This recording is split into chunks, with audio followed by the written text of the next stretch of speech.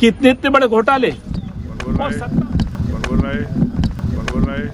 जब शिवराज सिंह जी ने बागडोर संभाली थी मुख्यमंत्री की, उस समय से मध्य प्रदेश में भ्रष्टाचार की नदियां बह रही हैं। जो भी उस घोटाले में है सब बाहर निकल के आ जाएंगे। साथियों नमस्कार।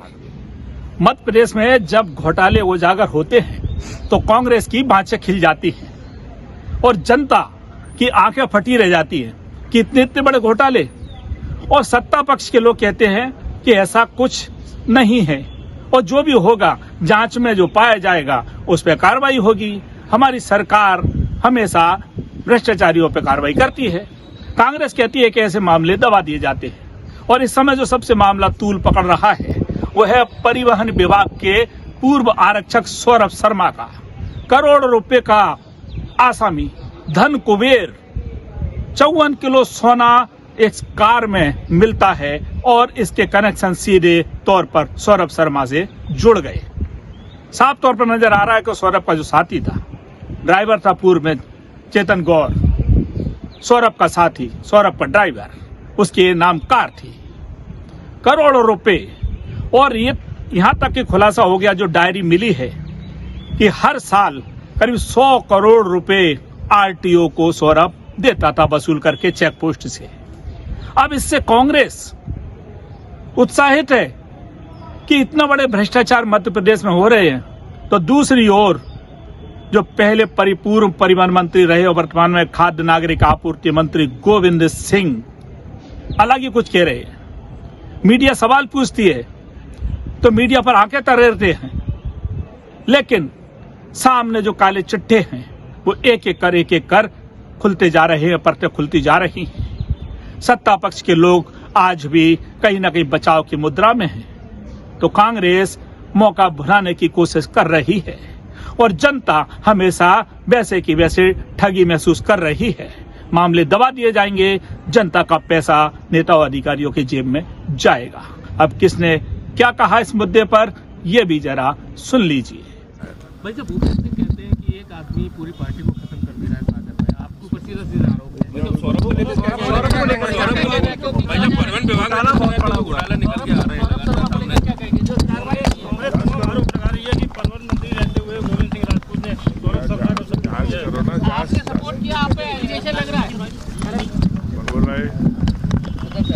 कहा जा रहा है नाम लिया है श्रीमान जी, किसी विभाग में लाखों कर्मचारी होते हैं, किसने क्या किया है जांच का प्रश्न है, मुझे इससे क्या लेना देना। तो घोटाले को कैसे देखते हैं आप? कैसे देखते हैं इस घोटाले को? जांच होनी चाहिए। मध्य प्रदेश में जब शिवराज सिंह जी ने बागडोर संभाली थी मुख्यमंत्री की, उस समय से मध्य प्रदेश में भ्रष्टाचार की नदियां बह रही हैं। मैं हमेशा कहता हूँ, भ्रष्टाचारी गंगा शिवराज सिंह जी के एक श्यामलाल से निकली है और लगातार अकेला परिवहन विभाग में जो अभी एक सामान्य आरक्षक पकड़ के घर छापा लगने पर करोड़ों रुपए की राशि मिल रही है, सोने की ईंटें निकल रही हैं और सहारा ग्रुप के द्वारा बेची गई जमीन जो गरीबों को, निवेशकों का पैसा लगा, उनको सर्वोच्च न्यायालय के आदेश से वापस होना थी, उनको वापस न करके 1000 करोड़ की जमीन भोपाल, कटनी और जबलपुर की 250 करोड़ में बेच दी। ये पूरी हमारी मांग है भारत सरकार के गृह मंत्री अमित शाह जी से कि आप इसकी जांच कराएं और ये पूरा मामला ईडी को दें। आपकी ईडी कांग्रेस के नेताओं कार्यकर्ताओं के पास तो लगातार पहुंच रही है, लेकिन भारतीय जनता पार्टी के नेताओं, राजनेताओं के साथ ही अधिकारियों के साथ, बिल्डरों के ऊपर और भारतीय जनता पार्टी को सरसब्ज करने वाले पे आर्थिक रूप से इन लोगों के घर पर क्यों नहीं पहुंच रही। इसलिए ये जांच पूरी ईडी को दी जाए और निष्पक्ष जांच हो, ताकि जो लोग अभी छुपे हुए हैं, जो इसके मुख्य सरगना हैं, वो भी जनता के सामने आए। ये मध्य प्रदेश के इतिहास का व्यापक के बाद सबसे बड़ा घोटाला है, आम जनता के सामने जो उजागर होना चाहिए। बीजेपी आरोप लगा रही है कमलनाथ सरकार में ही सौरभ शर्मा को शह दी गई थी, उस समय से लगातार भ्रष्टाचार शुरू हुआ। आज सरकार भारतीय जनता पार्टी की है, अगर कमलनाथ जी सरकार में थी तो आप लोग अभी कार्रवाई क्यों नहीं कर रहे? अगर आप इतने अक्षम और अयोग्य हो तो आपको पद पर बैठने का अधिकार नहीं है। तत्काल आपको त्याग पत्र देके घर चले जाना चाहिए। किससे त्याग पत्र मांग रहे हैं आप, मुख्यमंत्री से या परिवहन मंत्री से? मैं केवल जांच चाहता हूँ, जो दो हैं सरगना, जो इसके जनक हैं, वो तो एकमात्र साधारण कर्मचारी है राजेश शर्मा। जिन लोगों की देख रेख में, जिन लोगों की कृपा से ये भ्रष्टाचार पनप रहा है, फल फूल रहा है, गंभीरता से जांच हो और उनको जेल में भेजने का काम हो।